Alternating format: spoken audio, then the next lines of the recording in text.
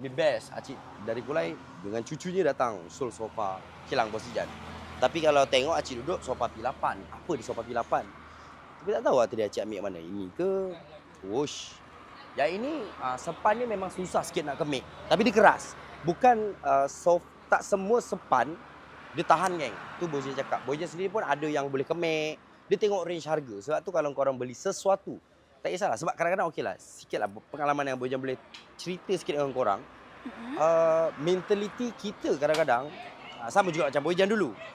Kalau jati pasti tahan puluhan tahun. Jawapan dia tak. Dia tengok jenis jati. Contoh kayu jati yang tahan puluhan tahun ni yang macam mana? Spek dia. Yang umur dia 40 hingga ke 80 tahun. Yang sesuai dibuat perabot dan tahan puluhan tahun lah. Tapi kenapa pula Bos Ijan? Habis yang kecil-kecil tak tahan ke? Dia untuk risiko rosak tu boleh lebih cenderung disebabkan kayu jati 40 tahun hingga 80 tahun adalah paling sesuai dikarenakan kuantiti minyak, liang rongga dia dah perfect lah orang kata, dah masak lah kayu tu.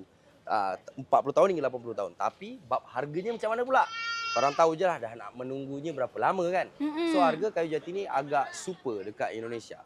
Sebab kadang-kadang orang ingat janji rupiah mesti murah. Ramai juga orang yang ingat, oh kayu ni tebang hutan bedal-bedal, kau ambil buat perabot. No. Perihutani adalah kayu kira kebanggaan area-area Indonesia lah, kat Indonesia. Kayu jati. Kalau Jawa, Sono Keling lah nombor satu. Jati ni di antara sultan-sultan yang pakai sebenarnya.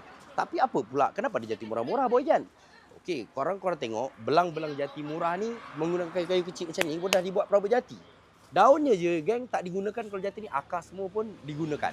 Panjanglah kalau Bos Ijan nak cerita, senang kata beli barang jati tak kisah dekat mana pun kita kena tengok dan faham kualiti lah, mudah macam tu. Dengar baik-baik, bukan semua perabot jati tahan puluhan tahun dan dia sangat tahan. Orang nak beli pasti tak nak rosak, beli jati tu bukan. Tak ada satu pun barang dalam dunia ni kekal geng. Ada.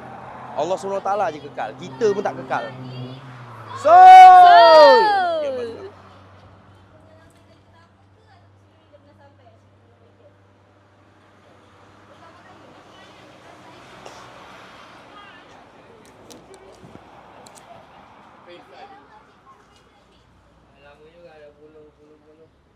Saya zaman drama ke Cik? Tak ada zaman lari-lari lah ni. Nah. Dia bos duduk Kulai juga? Oh. Alhamdulillah. Okey, bagus.